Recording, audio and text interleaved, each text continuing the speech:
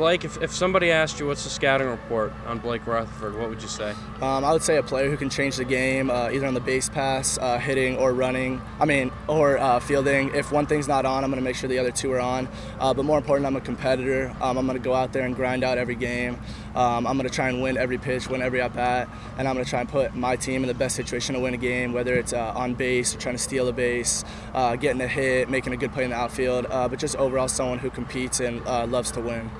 You seem to be hitting a ton of line drives. It's kind of what you've done all summer and so far this spring. Is that your approach, going up there looking to hit a line drive to the gap? Absolutely. I try and stay gap to gap.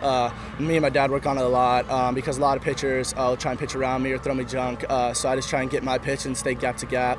And then when I do get a good pitch, I'm able to turn on it and hit it out. But more importantly, I'm just trying to hit line drives gap to gap, especially in the one hole now. My main job is to get on base. Hopefully that means I could hit a home run, but more importantly is to get on base, whether it's a single, triple, double, or walk. So gap to gap is definitely my approach.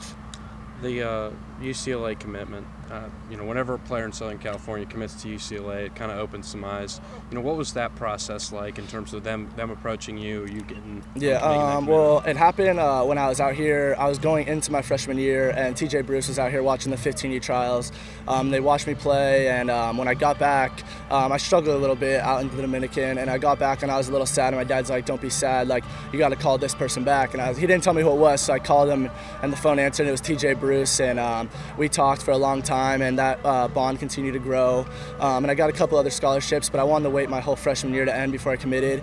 But I knew UCLA was the place. I love the coaching staff. I feel like they get the most out of their guys there. It's a great atmosphere to play in, and the education is, I don't think it gets much better than that in California. Going forward, what are some things you want to improve on in your game? What are some things you really want to take the next step forward with? The main thing I'm going to continue to improve on is my defense. I feel like that's one of the stronger things, and it continues to grow. But I feel like I'm doing good at the play and doing good on the base pass. I need to continue to steal more bases. But defense helps win games, and when I can make a big play out in left center or right center or throw a guy out at home, it's a game changer. And I feel like I'm going to continue to work on that and grow on that and continue to evolve my game in all aspects. Playing in an event like this, we get to see what teams are made of. You guys have obviously played really well. You're in the finals here.